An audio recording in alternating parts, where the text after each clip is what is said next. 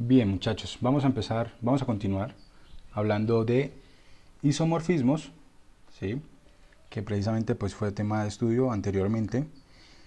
Eh, y recordemos que pues un isomorfismo va a ser una transformación lineal entre dos espacios, tal que es inyectiva y sobreyectiva. Y sobre. Anteriormente había dejado resolver lo siguiente: demostrar, vamos a colocarlo aquí, demostrar que R3 es isomorfo a P2. Recordemos que isomorfismo hace referencia a la misma forma. A eso se refiere con isomorfismo. Bien, entonces vamos a mirar que R3 y P2 son isomorfos, y para eso lo que tendríamos que hacer es construir una transformación lineal que vaya de R3 a P2. Bien, y la transformación lineal que vamos a definir vamos a hacerla de la siguiente manera. Considere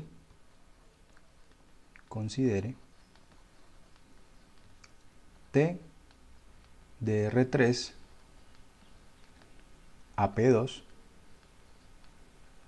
de la siguiente manera, donde aquí vamos a tomar un vector en R3, o sea un vector de tres componentes, x, y, z, bien, y lo vamos a enviar, este vector va a ser enviado en lo siguiente, va a ser enviado, bueno, voy a cambiar aquí el nombre para no confundirnos con la variable, voy a colocarle aquí mejor ABCD, ABC, ABC, para aquí poder escribir que lo vamos a enviar al polinomio de la siguiente manera: ax cuadrado más bx más c. ¿Listo? O podemos escribirlo pues de la forma a más bx más cx cuadrado. Bien, como ustedes pues lo prefieren. Yo lo voy a tomar de esta manera, ¿sí? El primer elemento lo envío en x cuadrado, en ax cuadrado, segundo por bx y el tercero en c, y lo sumo. ¿Ven?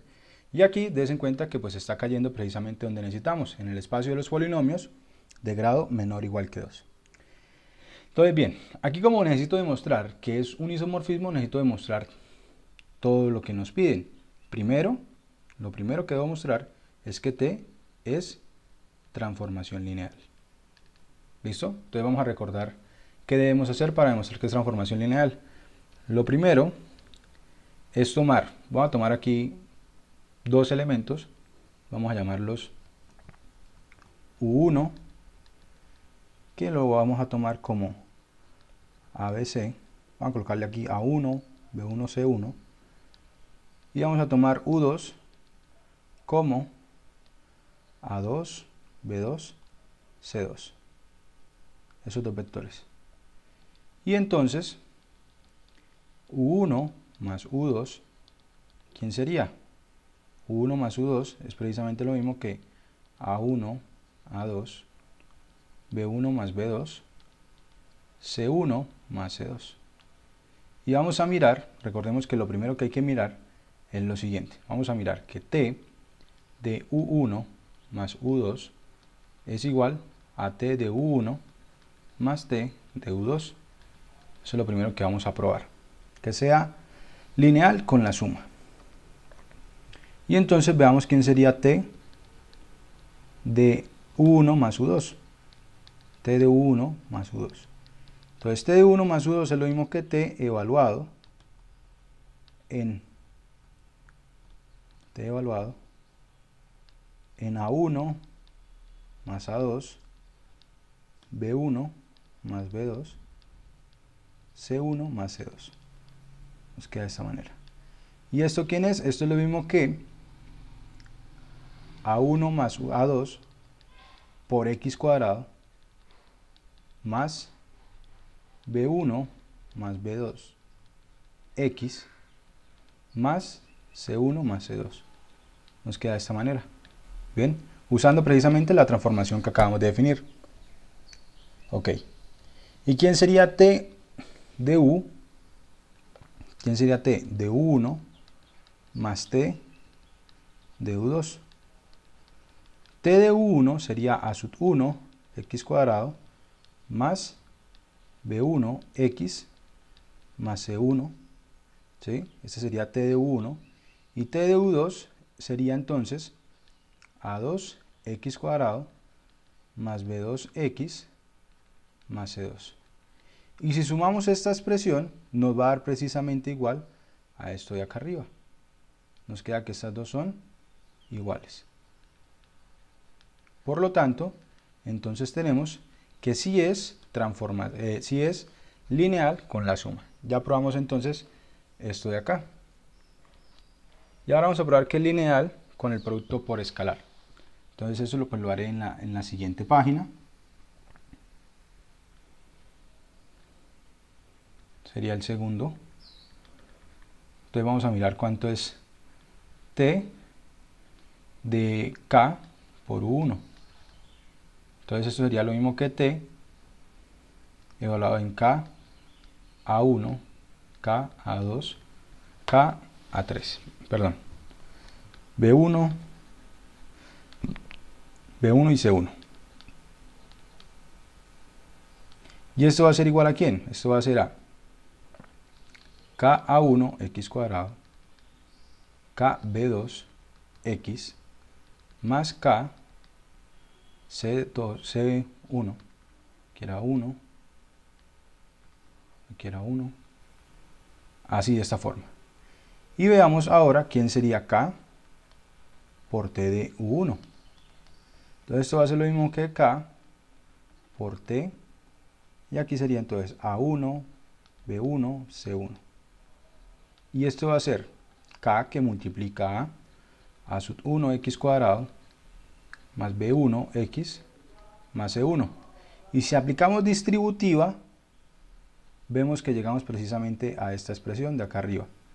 O sea que de nuevo tenemos que estas dos son iguales, que era precisamente lo segundo que nosotros deberíamos verificar. Debemos verificar que T de K por U es igual a K por T de U. Y listo. Entonces con esto ya podemos escribir por 1 y 2 T es una transformación lineal. Bien, entonces para mostrar que es isomorfismo necesitamos mirar ahora que la transformación es inyectiva. ¿Listo? Entonces vamos a probar ahora. Voy a colocarlo aquí. Segundo punto sería T es 1 a 1. Será lo siguiente de probar. Bien, y para eso pues entonces necesitamos mirar quién sería el núcleo. Bien, necesitamos mirar quién sería el núcleo.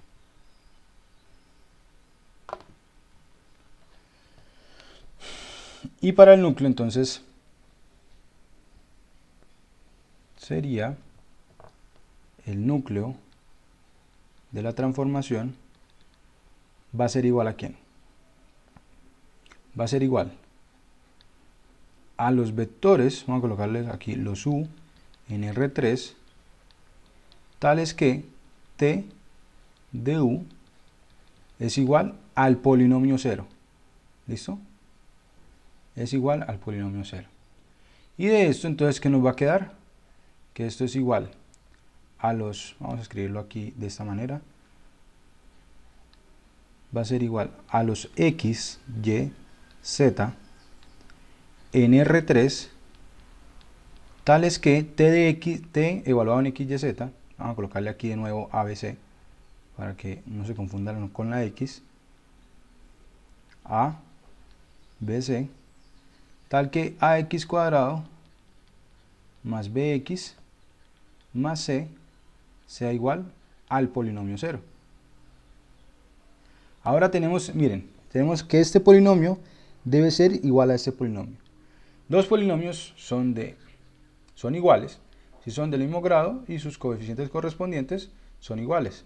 Entonces de aquí lo que nos queda es que tanto a, b y c deben ser ceros.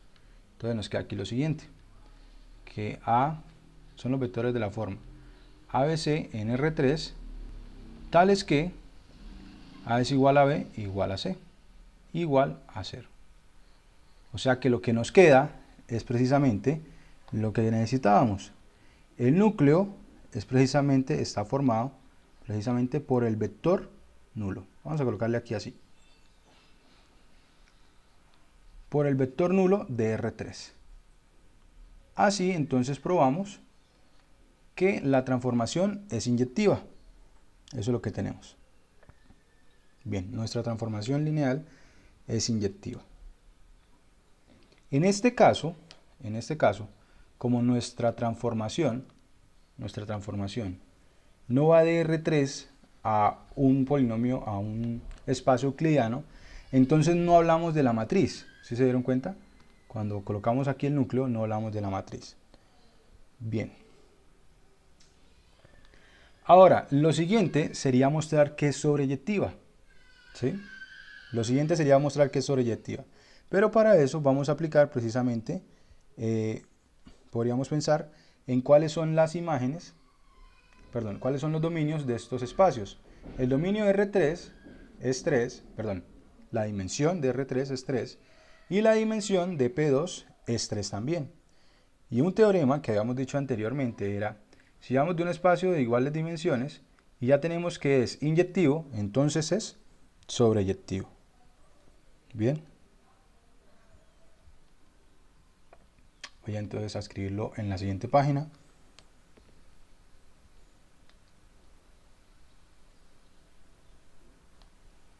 Ahora sería mostrar que la transformación es sobre. Bien. Voy a escribirlo de las dos formas. La primera es, aquí está, como dimensión de R3 igual a la dimensión de P2 igual a 3. Recuerden que esto pasa pues en dimensión finita. Entonces, vamos a colocar, y T 1 a 1, entonces T es sobre. Bien, esa es la forma. Sin embargo, pues para tener como ejemplo, vamos a hacerlo sin usar este teorema, que sería lo siguiente. Vamos a mostrar que realmente es sobreyectiva. Para eso, entonces, miremos las imágenes. Bien, entonces para mostrar que es sobreyectiva, vamos a tomar sea el polinomio de la siguiente manera. Alfa x cuadrado más beta x más gamma x más gamma, polinomio de grado menor o igual que 2, un polinomio del espacio de llegada. Recuerden que para que sea sobreyectiva, lo que tenemos que mirar es que la imagen sea todo P2. Entonces, para que la imagen sea todo P2, quiere decir que cualquier polinomio que yo tome aquí debe tener una preimagen. Entonces voy a escribirlo de la siguiente manera. Sea ese polinomio cualquier polinomio en R2. Es fácil ver que si yo transformo precisamente alfa, beta, gamma, va a ser igual a este polinomio de acá. Va a ser igual a alfa x cuadrado más beta x más gamma. Lo cual garantiza que T es sobre. Y entonces ya podemos concluir. Ya podemos concluir acá. Como T es una transformación lineal 1 a 1 y sobre, entonces T es un isomorfismo. Un isomorfismo de R3 a P2. Y así, entonces tenemos lo que queríamos. R3 tiene la misma forma de los polinomios de grado menor o igual que 2. Eso es precisamente lo que tenemos. Bien, esto de aquí lo que hay que resaltar precisamente es el estudio de estos teoremas, los teoremas que escribimos en la clase pasada, hay que recordarlos. De hecho, vamos a escribir un teorema más que nos va a servir para el caso de que estemos trabajando en espacios euclidianos. El teorema es el siguiente. Para cuando estemos trabajando solamente en espacios euclidianos. Y el teorema dice lo siguiente. Si T es una transformación lineal,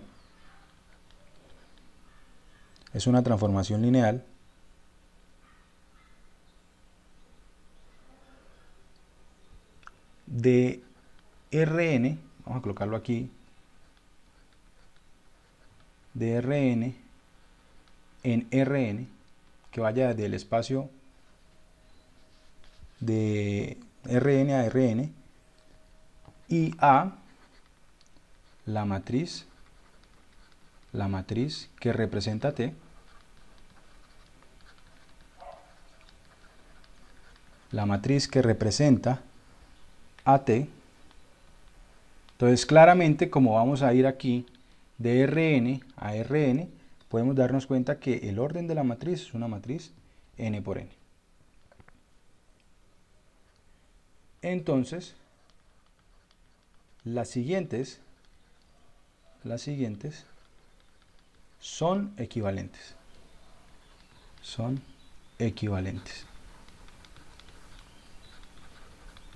Recuerden que este teorema solamente lo van a poder usar precisamente cuando vayamos de Rn a Rn. Que sean equivalentes quiere decir que si una de las que voy a escribir aquí se cumple, entonces todas las demás también se van a cumplir, ¿vale? Entonces vamos a escribir así. Vamos a tener la equivalencia entre varias condiciones. Voy a ir escribiéndolas aquí, una por una. La primera, A es invertible.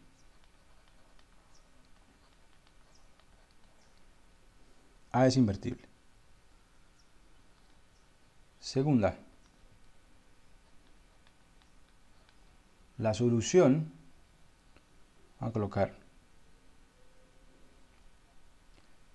AX igual a 0, AX igual a 0, tiene como única solución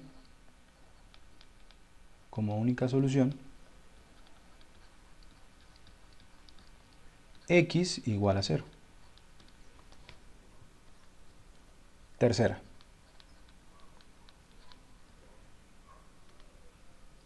vamos a poner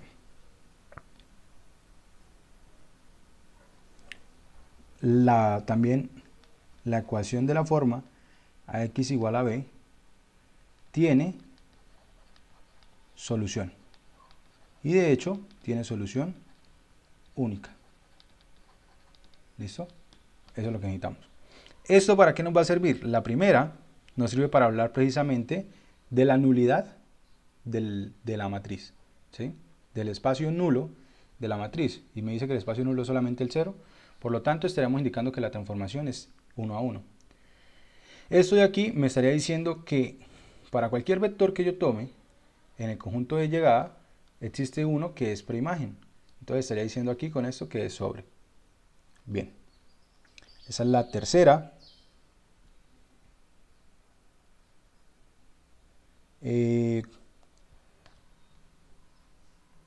Cuarta. Vamos a colocar aquí cuarta. Las filas y columnas de A, las filas y columnas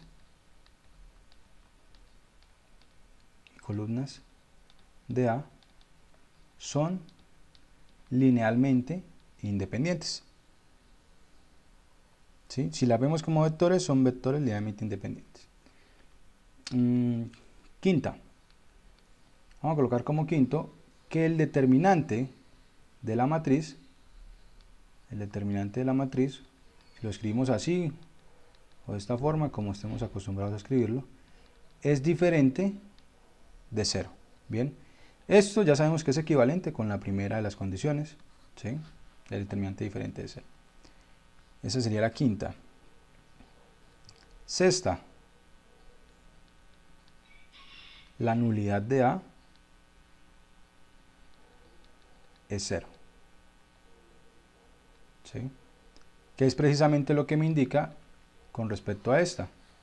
La nulidad de A es 0 porque, voy a borrar esto aquí, cambiarle el color.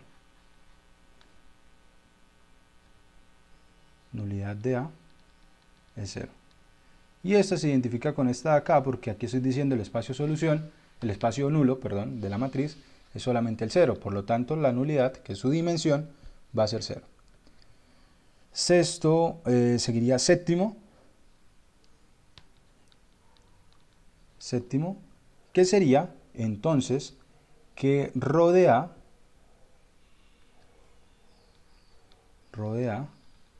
va a ser igual a n, que sería la dimensión del espacio imagen, ¿sí? Y por ser las columnas linealmente independientes y son n columnas, el espacio imagen tiene dimensión n.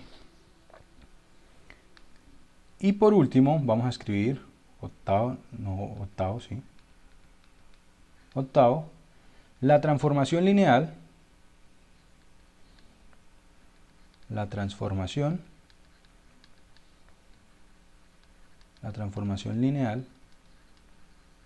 lineal T es un isomorfismo.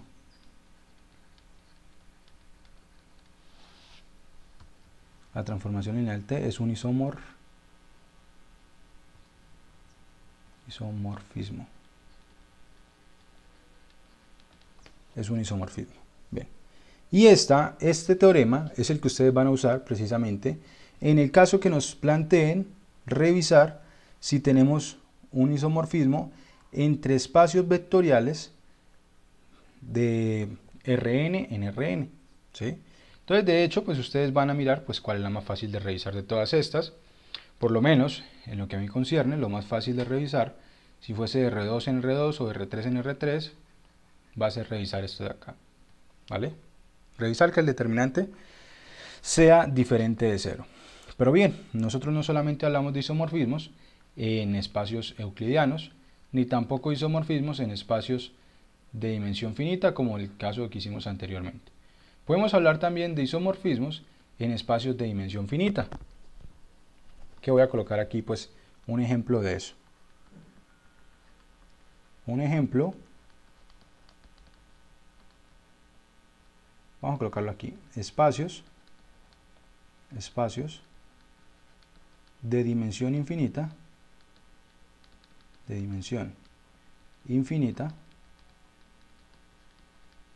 isomorfos. Y vamos a colocar aquí quiénes son los espacios. Entonces, primero vamos a colocar aquí quién es este, C1, vamos a colocarlo C1 de 0, 1. Entonces ya sabemos que este es el espacio de las funciones derivables. Es el espacio de las funciones derivables en 0, 1. ¿Vale? El espacio de las funciones derivables en 0, 1. Y vamos a mirar que los espacios dados de la siguiente manera, vamos a tomar aquí V igual a las funciones en precisamente C1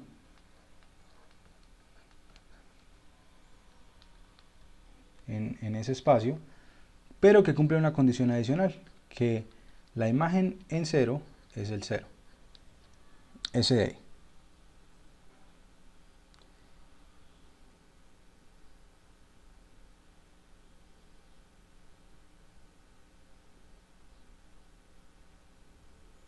Bien, y vamos a definir a W igual a precisamente el espacio de las funciones continuas, de 0, 1. Así, de esta manera. Y vamos a mirar qué nos quedaría. Vamos a colocar por aquí. Vamos a tomar una transformación, que la vamos a llamar D, que va a tomar funciones del espacio V, en el espacio W. De esta forma. Donde lo que haremos va a ser, si tomamos aquí un elemento F del conjunto V, lo vamos a enviar precisamente en su derivada, en F'. ¿Listo?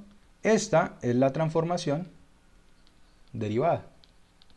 Y la derivada es una transformación lineal, algo que nosotros hicimos pues ya anteriormente. Precisamente por las propiedades de la derivada, ya sabemos que esto es transformación lineal. Bien. Y entonces vamos a probar que es inyectiva y que es 1 a 1. Entonces, primero vamos a probar derivada. Vamos a colocar aquí. Ya vimos, o ya probamos que es una transformación lineal.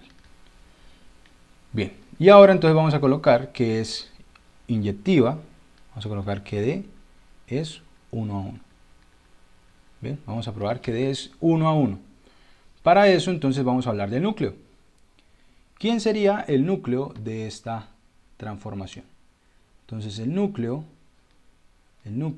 de D van a ser las funciones en el espacio V, tal que al transformarlas en F, esto me va a dar una constante. ¿Sí? Me va a dar la constante 0. Porque recuerden que de este conjunto, del conjunto W, el 0 del conjunto W es precisamente el polinomio 0. Bien. De hecho, nosotros ya sabemos, en general, bueno, vamos a escribirlo aquí al frente. Esto lo que me está diciendo es que es las f's en el espacio V, tal que f' es igual a 0. ¿Sí? En general, ya sabemos que f de x debe ser constante para que se cumpla esto de acá.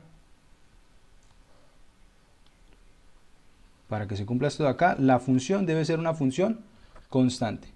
Pero miren que aquí la única función constante que está en este conjunto es la función nula.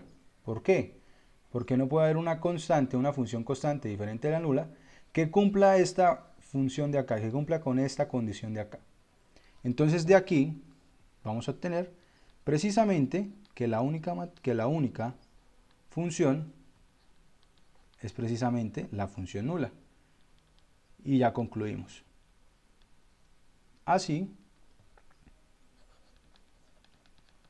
D es 1 a 1. Bien. Y ahora vamos a probar que es sobre. Para probar que es sobre vamos a hacer igual que el anterior. Tomamos aquí una matriz, una función de este conjunto y probamos que existe alguien que es imagen de ella. Bien, entonces voy a ir a la siguiente página. Entonces vamos a colocar aquí D es sobre. D es sobre. Y entonces para eso, ¿qué hacemos? Sea g de x una función en W. ¿Listo? Como la función está en W y W es de las funciones derivables, por ser derivables son funciones continuas. Entonces, tenemos, podemos definir a f de x de la siguiente manera.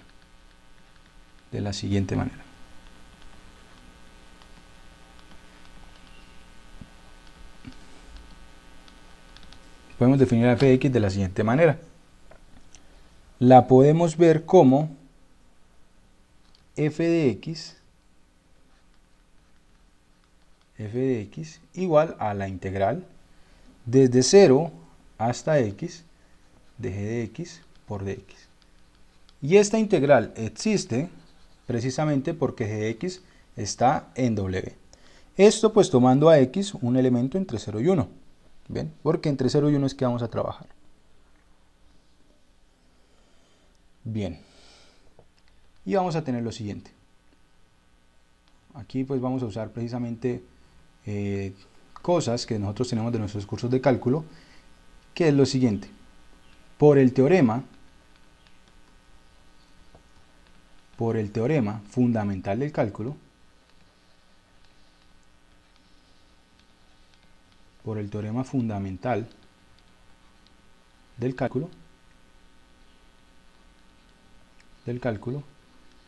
tenemos que esta función es derivable y además, voy a colocarlo aquí al frente, si ustedes revisan cuánto me da f evaluado en 0.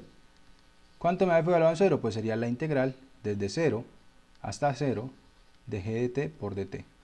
Ok, voy a hacer una corrección aquí. Aquí puse de x, pero debe ser de t. Y entonces, por las propiedades de la integral definida, la integral desde 0 hasta 0, esto nos da 0.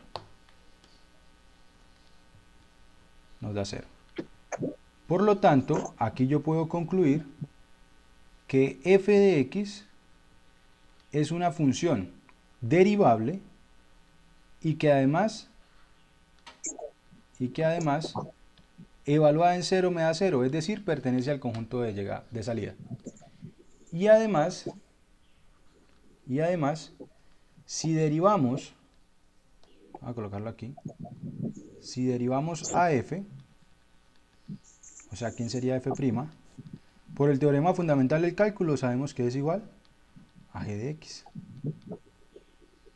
Sabemos que la función va a ser igual a g de x.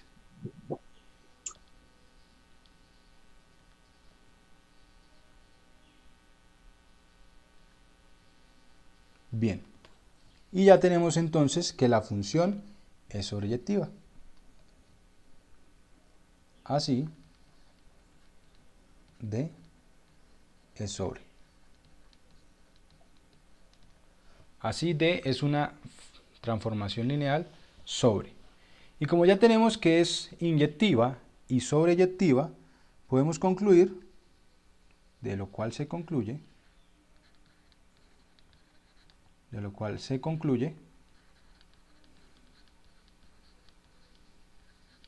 que d es un isomorfismo.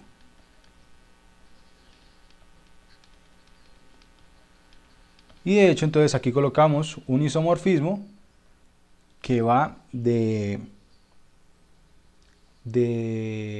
espacios diferenciales, de espacios vectoriales de dimensión infinita. ¿Listo? Este era un ejemplo pues que quería mostrar. Y ahora voy a colocar unos teoremas que van a indicarme lo siguiente. Voy a colocar aquí, para ya terminar, digamos, con esta parte de isomorfismos, vamos a hablar de los siguientes teoremas, en los cuales vemos cómo se comportan las bases con respecto a las transformaciones lineales. Voy a pasar a la siguiente página y vamos a colocar por aquí unos teoremas. Teorema. Entonces, el primer teorema dice lo siguiente. Si tenemos T, una transformación lineal de dos espacios, que de hecho es un isomorfismo,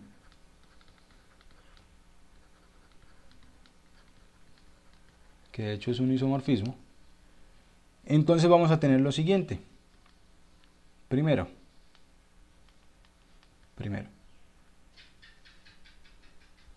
si vamos a colocar aquí V1, V2, Vn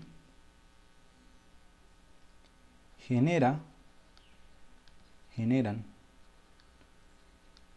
a V Si esos vectores generan a V, entonces las imágenes de estos mismos vectores, V1, T de V2, T de Vn, generan a V, generan a W. Entonces lo que está diciendo es conjunto generador, lo envía en conjunto generador. Primera condición. Segunda condición, lo que me dice es si, si tenemos que B1, B2 hasta Bn son linealmente independientes en B, entonces las imágenes T de V1, T de V2 hasta T de Vn van a ser, son linealmente independientes en W. Eso de ahí. Y el tercero, y pues más importante, que precisamente se desprende de los dos anteriores, es que enviamos siempre bases en bases. Lo que dice es lo siguiente. Si yo tengo que V1, V2 hasta Vn es base de V, entonces T, el conjunto de la forma, T de V1, T de V2 hasta T de Vn es base de W. Eso es lo que nos dice. Precisamente tenemos que envía bases en bases. Y por lo tanto, pues vamos a tener de esto de acá, de este último, tenemos un colorario, que vamos a escribirlo aquí también como teorema, un teorema más.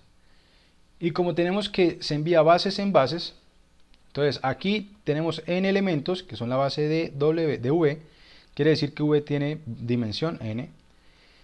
¿Y aquí cuántos elementos hay?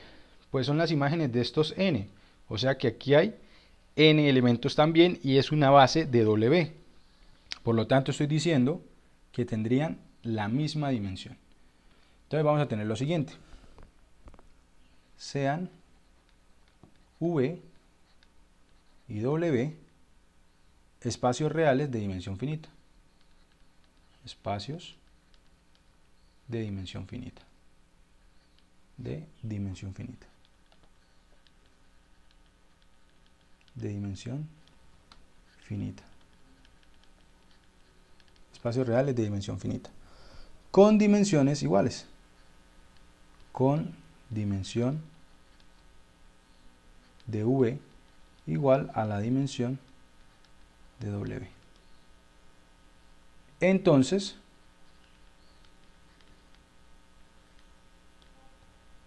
voy a escribirlo mejor en la siguiente regla. Entonces, podemos de una vez garantizar que V es isomorfo a W. De una vez. Si tenemos que son de dimensión finita, con dimensiones iguales, de una vez podemos garantizar que son isomorfos. Que sería entonces otra forma de verificar el ejemplo con el que arrancamos el día de hoy. ¿Sí? Estos dos espacios, R3 es isomorfo a P2. ¿Por qué? Porque una base para R3 es precisamente los vectores canónicos.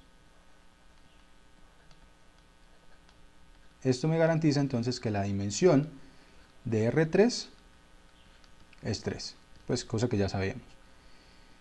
Y una base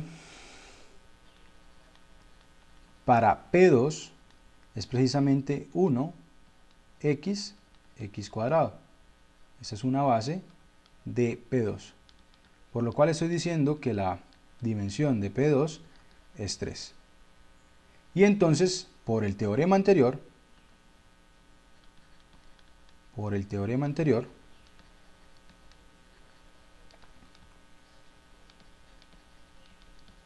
se concluye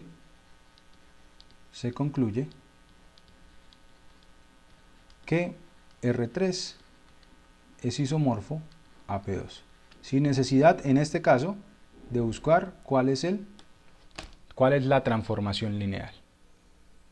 Bien, y esto sería entonces todo ya por parte de los isomorfismos, y ahora seguiría a hablar pues de isometrías, ¿vale? Que es pues con lo que vamos a terminar este capítulo.